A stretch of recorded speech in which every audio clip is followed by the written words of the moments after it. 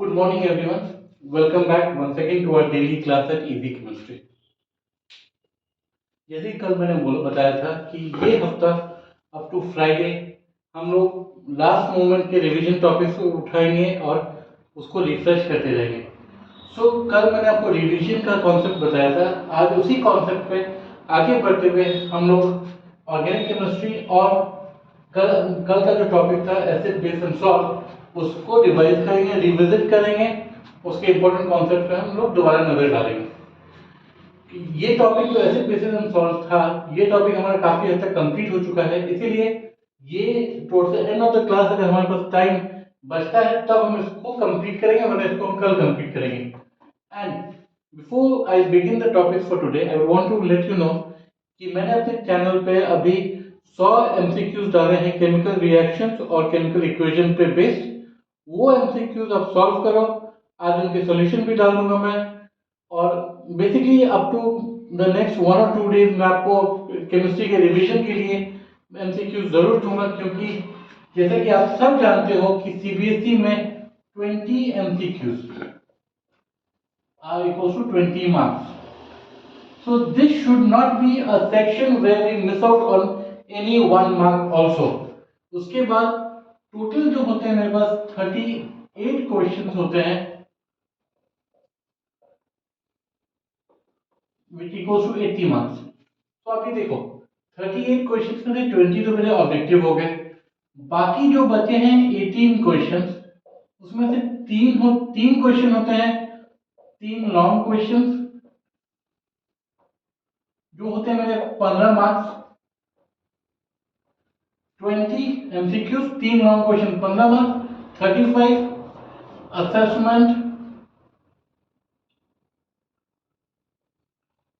20 marks. तो आप देख रहे हो 20 प्लस 20 प्लस 15 कितना हो गया 55। उसके बाद जो हमारे 45 मार्क्स बाकी रह जाते हैं, इसमें 2 मार्क्स एंड 3 मार्क्स क्वेश्चन आते हैं। अगर हमें केमिस्ट्री में अच्छा स्कोर करना है तो हमें एमसीक्यूज पे पकड़ हमारी अच्छी होनी चाहिए। इंटरनल असेसमेंट जो ऑलरेडी बीत चुका है उसके लिए हम कुछ कर नहीं सकते, लेकिन उस पर ध्यान देना चाहिए था हमें। तो देखो 20 प्लस 20 हो गए 40 मार्क्स। जो 3 लॉन्ग क्वेश्चन थे 5 नंबर के, उसमें क्योंकि वो स्टेप मार्किंग होती है सीबीएसई में, इसीलिए हमें इन लॉन्ग क्वेश्चन पे भी ध्यान देना चाहिए। क्योंकि अगर 5 मार्क्स से एक क्वेश्चन है, अगर हम आधा क्वेश्चन सही होते हैं तो depending on the board it will be 3 और 4 मार्क्स हमें मिल सकता है। उस पर ध्यान दे लिया। उसके जो रिमेनिंग 45 मार्क्स हैं उस पर भी हमें नजर रखनी चाहिए थी, मतलब सॉरी चाहिए, ताकि हमारे को 2 नंबर और 3 नंबर के जो क्वेश्चन हैं वो हमारे लिए स्कोरिंग पॉइंट बने रहें। Okay, coming back to the topic organic chemistry. Organic chemistry का बैकबोन कल भी हमने किया था carbon.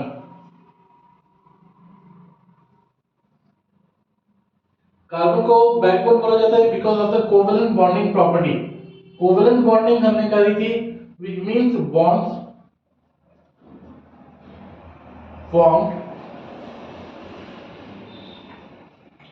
By sharing of electron.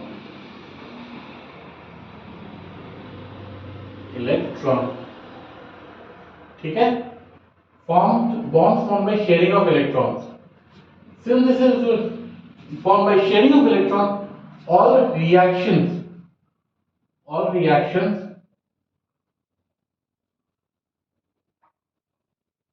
are either very fast or sluggish. All reactions are either very fast or they are very sluggish. Sluggish का मतलब हो जाता है very slow. So at times it becomes difficult for any person performing those experiments to control the product or to control the reactants. So in organic chemistry while any reaction has been done or any reaction has been processed, we would need oxidizing agent, reducing agent, reducing agent, catalyst. Oxidizing agent is that particular chemical which reacts with the reactants to form a stable product, and this substance or this chemical is known as oxidizing agent क्योंकि इसकी जो tendency है जिसकी वजह से ये oxygen oxygen gain करता है, gain is very fast. Reducing agent का जो एक फीचर है वो ये है कि वो ऑक्सीजन को लूज करेगा, O2 लॉस और H प्लस गेन। और कैटलिस्ट जो होता है, कैटलिस्ट लूजेस इज आइडेंटिटी।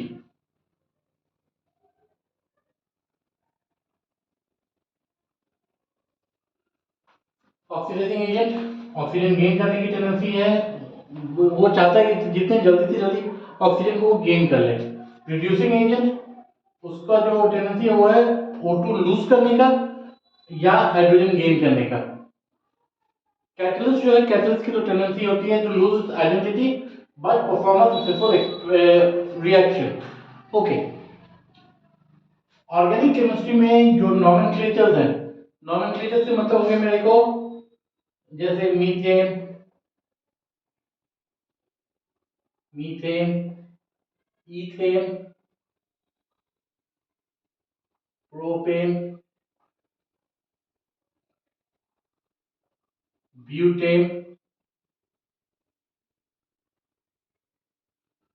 ये जो नॉमेनक्लेचर है, नॉमेनक्लेचर का मतलब मैं दोबारा रिपीट कर रहा हूं, जो नाम है वो नाम हमें मतलब मिले हैं IUPAC से,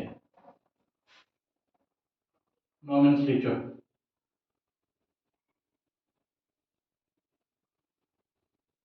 IUPAC का फुल फॉर्म है international union of pure and applied chemistry. तो उन्होंने एक नियम बनाया जो हर कंट्री, हर देश, हर continent, anywhere doing chemistry is followed. ये जरूरी बात इसीलिए थी ताकि हम लोग हर जगह इथेन को इथेन और मीथेन को मीथेन ही बोलते रहे, वरना अगर रीजनल नॉमेनक्लेचर फॉलो करते तो बहुत सारी कंफ्यूजन होती। जैसे रीजनल नॉमेनक्लेचर हो सकता है इंडिया में हम इथेन को इथेन बोलते हैं और रशिया में हमने इथेन को ब्यूटेन बोल दिया होता। सो ये बहुत ज़्यादा दिक्कत हो जाती हमारे को इन अंडरस्टैंडिंग केमिस्ट्री, क्योंकि जैसे विद इन इंडिया या विद इन एनी कंट्री अगर आदमी एक स्टेट से दूसरे स्टेट तक ट्रैवल करता है या माइग्रेट करता है, स्पेशली मैं इंडिया की बात बोलूंगा क्योंकि इंडिया में diversity is a way of life. तो अगर इस डाइवर्सिटी के कारण नॉर्थ इंडियन कभी साउथ इंडिया में जाता है या साउथ इंडियन नॉर्थ इंडिया में आता है, तब भी उसको लैंग्वेज का बैरियर जरूर होता है, and that causes some restlessness for these migratory people to lead a comfortable and satisfactory life.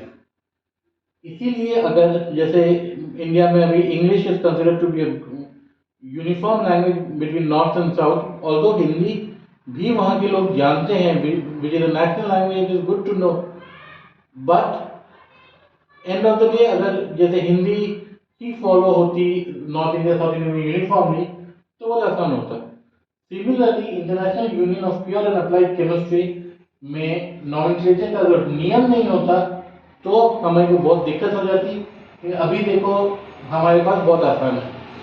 अब ये जो मीथेन, इथेन, प्रोपेन, ब्यूटेन, ये जो नाम है ये एक यूनिफॉर्मिटी में बने हुए हैं। एज ए सेकेंड मेंबर का और फर्स्ट मेंबर से इसका डिफरेंस है, एक कार्बन और दो हाइड्रोजन एटम्स या एटम्स का डिफरेंस है। जैसे मीथेन है मेरा CH4, इथेन क्या हो जाएगा फिर going by logic C2H6। Propane क्या हो जाएगा C3H8। ब्यूटेन क्या हो जाएगा C4H10। सो एक ऐसे सीरीज का नोमेनक्लेचर जिसमें कि एक यूनिफॉर्म डिफरेंस हो between the first member and the second member and similar between third member and the second member, इस टाइप के सीरीज को हम कहते हैं homologous series. Why homologous? Because homologous means homo means same, logos means logic. So homologous which means same logic जो series है। अब एक होता है हिट्रोलॉगस।